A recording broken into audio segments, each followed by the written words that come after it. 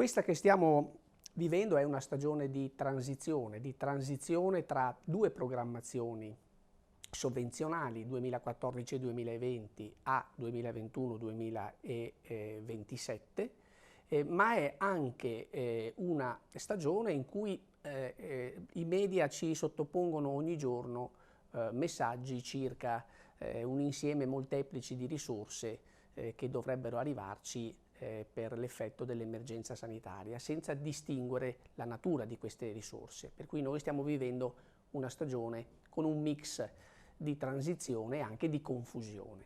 Proprio per questo motivo il focus e il contributo di cui stiamo parlando cerca di rispondere a due quesiti. Quali differenze ci sono tra programmazioni diverse di sovvenzioni, quindi finanziamenti e risorse a fondo perduto, e se ci sono priorità di policy comuni tra le regioni del Pentagono per l'impiego di queste risorse. Allora, le differenze.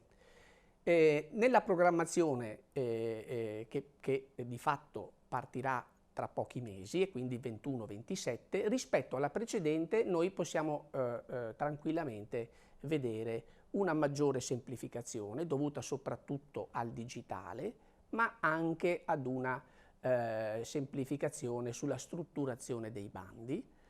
Un diverso e riconosciuto valore del partenariato, si sta prendendo coscienza del fatto che il rapporto pubblico-privato è un rapporto da ritenere sempre più paritetico anche in funzione della spesa di questi fondi.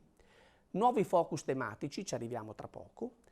Una valorizzazione del territorio, non solo in senso di valorizzazione del patrimonio esistente, ma anche di rigenerazione di una parte del patrimonio che è stato utilizzato e quando anche non perduto. Una cultura trasversale e vicinanza ai cittadini in senso di mobilità, in senso di servizi, in senso nuovamente di digitalizzazione. Allora, vediamo i nuovi obiettivi tematici, quindi vediamo un po' quali sono, cercando di capire se vi è o meno discontinuità con il recente passato, quali sono anche le parole chiave che vedremo nella spendita di risorse nella programmazione 21-27. Abbiamo un obiettivo, uno che riguarda un'Europa più intelligente. Qui le parole chiave sono intelligenza artificiale, sono reti innovative tra imprese, sono quindi tutto il mondo della robotica e ovviamente delle start-up innovative. Abbiamo un obiettivo tematico 2 che è centralissimo, che è un'Europa più verde e priva di emissioni di carbonio, in cui le parole chiave sono clima, sono gestione dell'economia circolare, sono transizione ad un'economia a più basse emissioni, gestione dell'acqua. Poi abbiamo un obiettivo 3 che è quello di un'Europa più connessa e quindi dotata di reti di trasporto digitale. Qui il problema chiave qui è quello della mobilità strategica e della digitalizzazione, quindi del recupero del digital divide, soprattutto in alcune aree. Il 4 dell'Europa più sociale, e qui si parla di formazione, di istruzione, nuove competenze, formazione continua. E poi forse quello tra gli obiettivi che ha più contenuti innovativi, che è l'obiettivo 5, che è l'Europa più vicina ai cittadini. Qui dentro c'è quel ragionamento che avevo fatto poco fa sulla valorizzazione del territorio, inteso non solo come recupero del patrimonio esistente, grazie a Dio nella nostra regione, ma nelle regioni del Pentagono questo patrimonio è abbondante, sia storico, sia naturalistico, sia architettonico, ma anche in senso di recupero e rigenerazione del suolo che è stato occupato. Vediamo quindi come le regioni hanno nei propri documenti strategici in funzione dei piani operativi e della programmazione 21-27 declinato un po' questi obiettivi tematici, ma anche come hanno declinato lo sviluppo sovvenzionato per l'appunto all'interno dei propri territori. Quelli che vedete nella slide sono i comuni denominatori all'interno delle strategie regionali utilizzate per il confronto. Poi ovviamente ci sono delle specificità. Allora, per quanto concerne il comune denominatore, noi in tutte le regioni analizzate osserviamo una continuità con le scelte positive del passato, le aggregazioni di impresa, le reti innovative, le start-up innovative, l'internazionalizzazione, quindi gli incentivi a progetti di internazionalizzazione. Diciamo che era questo, sono tutti temi questi in cui in realtà non c'è una discontinuità, c'è all'opposto una continuità con le scelte che hanno garantito anche una spendita di risorse utile nella precedente programmazione 2014-2020. C'è un maggior valore a territorio e popolazione, lo abbiamo visto anche poco fa, quindi tutte mettono in forte relazione questa necessaria valorizzazione del territorio, ma anche un avvicinamento in termini di migliori servizi e di digitalizzazione dei servizi alle popolazioni dei vari territori, non solo imprese quindi. C'è un rapporto molto forte e sentito da tutte le regioni sull'aspetto formazione, lavoro e sviluppo, soprattutto focalizzato alle nuove competenze. C'è un rinnovato collegamento e interesse al collegamento delle imprese e del mondo della ricerca, non solo in termini di trasferimento tecnologico, e ovviamente tutto il grande tema del digitale e delle connessioni digitali.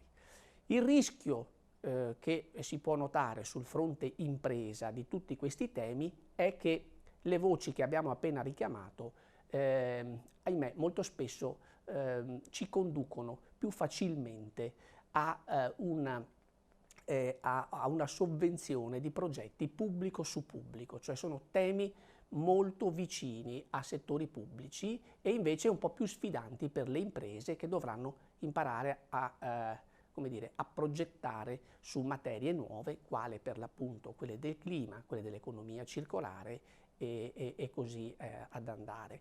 Per quanto concerne le specificità, l'Emilia-Romagna ad esempio ha molto posto al centro della propria strategia il tema dell'economia circolare, il Friuli Venezia Giulia ha invece posto al centro la valorizzazione del territorio in senso di recupero delle aree degradate, quindi una rigenerazione urbana.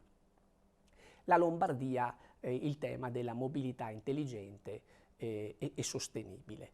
Quindi vedete ci sono delle specificità, ma diciamo che i termini i fattori che uniscono le varie regioni sono quelle che abbiamo appena visto poco fa. Resta dunque da chiederci quali possono essere le due sfide culturali per le imprese, ovviamente con l'obiettivo di beneficiare il più possibile di queste sovvenzioni e quindi beneficiare il più possibile di queste risorse a fondo perduto sugli investimenti. La prima sfida è quella di concorrere all'approvvigionamento di queste risorse. Perché questa sfida? Perché in questi anni, sia pure con un miglioramento abbastanza significativo, soprattutto nell'ultima programmazione, ma in qualche modo in questi anni abbiamo assistito a una difficoltà da parte delle piccole e medie imprese a concorrere ai bandi, anche per l'esistenza di luoghi comuni, l'eccessiva burocrazia, la tecnicità eccessiva del linguaggio dei bandi. Ecco, sicuramente nei prossimi anni dovremmo superare questa diffidenza e avvicinare sempre di più le imprese alle nuove possibilità offerte dai bandi e dalle call for proposal.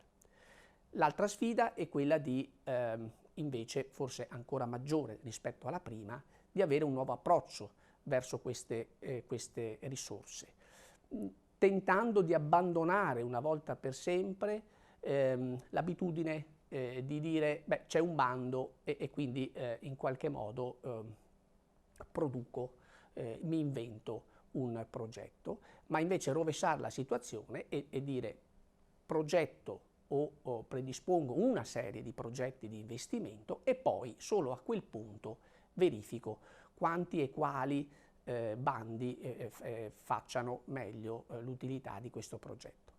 E qui dentro c'è una ulteriore sfida che è quello di attivare una nuova competenza, che è quello del fundraiser, quindi del soggetto che all'interno di un'azienda come dire, fa in modo che i vari progetti che quasi quotidianamente si vengono a concretizzarsi siano anche supportati da fondi e da sovvenzioni.